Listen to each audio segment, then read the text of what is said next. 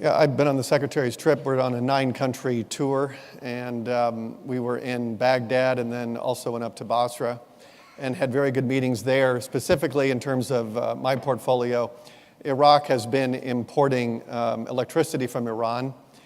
We granted a 45-day waiver. Most of the oil waivers all run on a 6-month clock, and that 6-month clock is by statute. It's by congressional statute. We had discretion on the electricity piece, and so we granted a 45-day waiver initially, and that's because we did not want to see electricity outages or shortages in southern Iraq. We did make very clear that we needed to see progress in the direction of diversification on energy and a better integration. We very much want Iran to stop interfering in Iraq. We want Iraq to enjoy sovereignty. And though that was the nature of a lot of the discussions in Baghdad. Well, one person sitting on this stage would have a pretty clear idea of how far those conversations really got. Majid, you've been working in Iraq for many years now. Give us your sense of how cooperative the new government is going to be to this kind of influence. So I have no visibility on how those conversations went. But the situation in Iraq, there's clearly a lot of gas resources in country.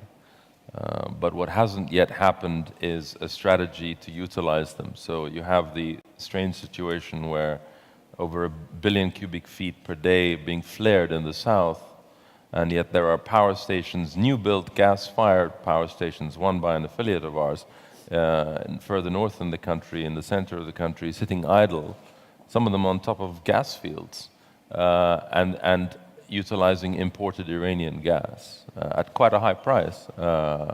So that, I think the Iraqi government recognizes that.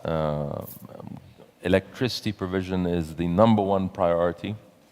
Despite all the good news in Iraq in recent years, the defeating ISIS, the elections, the Kurdistan post-referendum issue, remaining peaceful, the big issue is service delivery. The main reason the government didn't get re-elected or continue was last summer's demonstrations over electricity, and particularly in the south. So they've been talking with Siemens, GE about national strategies, but also looking immediately how to deliver more electricity for the coming summer.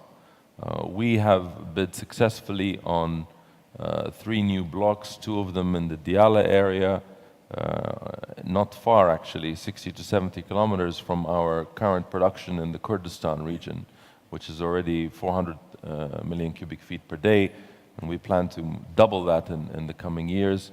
But then with these Diyala blocks, we could hopefully add to the domestic gas production, particularly in the areas where there's a deficit of gas.